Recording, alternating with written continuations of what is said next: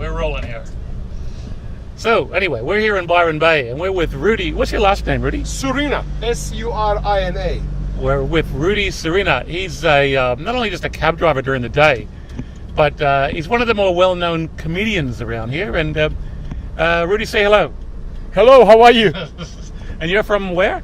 I'm originally from Croatia, which was part of Yugoslavia until 1991, when a war broke there, lasted for about 5 years. Then Yugoslavia doesn't exist anymore, and all republics and territories got their independence, but they didn't get anything out of that, I think. That time it was still Yugoslavia, but today we call it Croatia. So when did you come to Australia?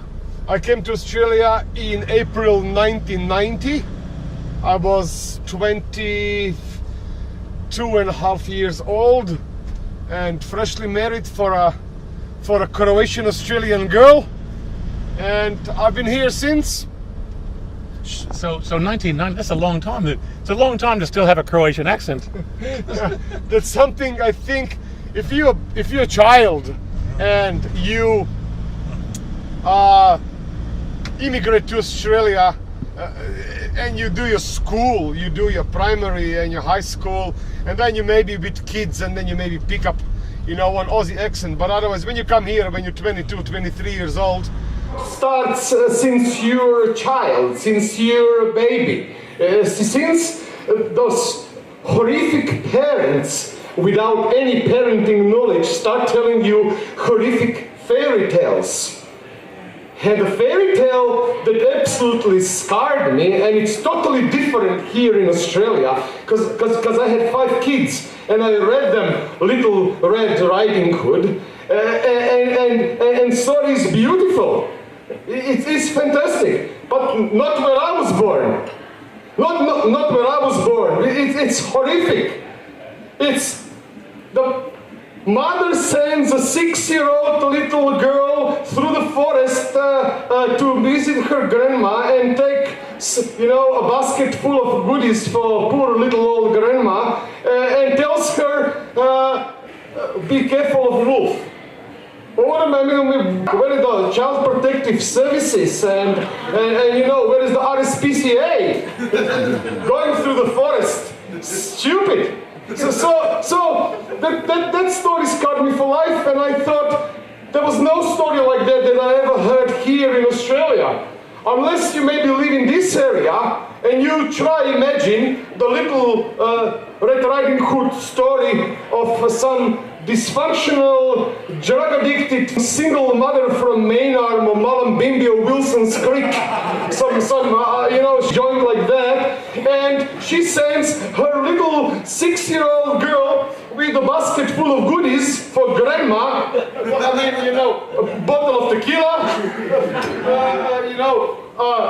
red hat for winter. So she looks like a little Red Riding Hood also. Yeah. I don't actually want to lose my accent. It picks up chicks amazingly well. Why would I lose my accent? That's my good weapon in the taxi. Girls like it.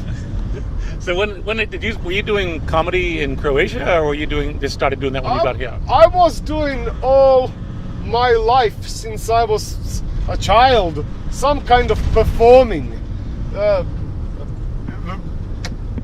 Reciting poems on the stage, funny stuff, serious stuff, acting. Sometimes I acted animals, sometimes I acted crazy people, sometimes I acted just in school shows, but it always had to be, if it wasn't funny, I wasn't interested. Because we did see your show a couple of weeks ago that we're going to put the clips on for this, and you were wearing, I don't know, was that a cape of some sort? It was a cape done by a girl that lived in Byron for a while. Her name is Feliz, she's from Melbourne. And she made my Count Dracula cape, which is red from on one side and black on the other. So I can use both sides. And on my Dracula show, which I've done a few times in all other places, I had that cape I was wearing that cape, so the outside is black. But for the last show, I needed it to be red, and it was just good because I was making a mockery out of Little Red Riding Hood's story that was told me. The story was told to me when I was a child in a really graphic, violent Eastern European communist style hero way of killing and biting and eating and ripping and shooting, and so it was nothing like Little Red Riding Hood that I read to my children when they were little, and all of them, I have 5 kids, and all of them were born in Australia, and Little Red Riding Hood in Australia doesn't look anything like Little Red Riding Hood that I heard some 40, 80 years ago in Yugoslavia. Okay, I remember now as I looked at the tape, the video from your show. Now we're going to have to, I think we're going to have to remove some of the words from there because the television station in New York doesn't approve of some language. So we're going to be doing a lot of beeping, I think, and that. No worries, you can do beeping. I'll try not to swear anymore. Did I swear? No. In the when you did the show at the brewery. I'm gonna do the show at the brewery. That's where you want. When you're on the stage and you do stand-up comedy, then anything goes. No, it's no worries. I'm just like, we're going to be doing a bit of beeping of that because they've already given me the warning on some of the submissions that we've done from that. But it was actually quite good. Luckily, around Guningeri up there, we have got a young, handsome and responsible 21-year-old Aboriginal bush ranger who takes care about the bush there and makes sure nothing happens with crystals at the Crystal Meth Castle. And he guards somehow down Guningeri Road, little girl to grandma's place, making sure grandma gets all these goodies, because grandma is fragile. I mean, she's only 39, she's a bit of a cougar. I'm doing another show next week on Wednesday night, which is 8th of March, which is International Women's Day, and I'm going to have 8 or 9 guys who are going to change into women. We can turn around anybody. They're going to change into women because it's very hard for me in this area here to find female comedians. So pretty much all the guys do, all the men do comedy, and because it's an International Women's Day, I'm going to do a show, the open mic stand-up comedy show. It's going to be in Byron Bay in Sticky Wicket, a sports bar. When is that going to be? Next week, 8th of March, Wednesday. I'm going to come.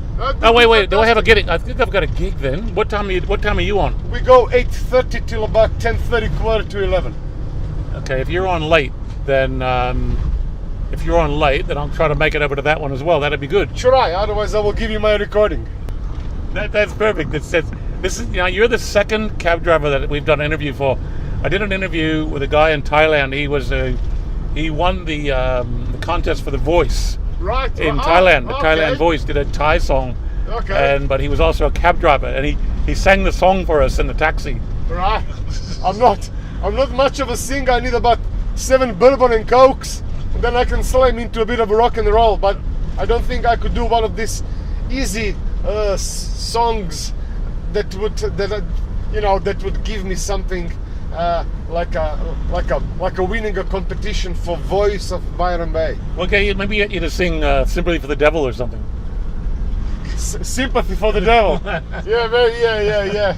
And you could wear the cape. Something like "Pleased to meet ya." No, I'm not much of that. I'm too sober for that. All right, that's good. That's good. That's good stuff. Okay, so that's Rudy, the taxi driver in Byron Bay, Australia. And we're going to just put on the rest of his clip there at the end. All right, cheers. Back to you guys. In the whole story, there is no wolf. You were a tremendous audience. Thank you.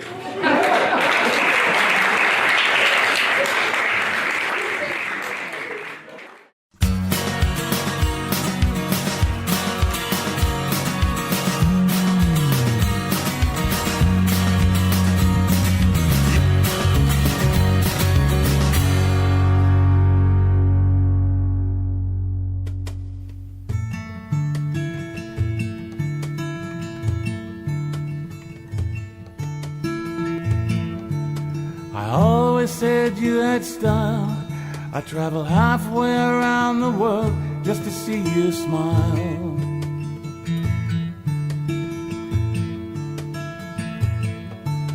I always said you had style. I'll travel halfway around the world just to see you smile. Just to see you smile.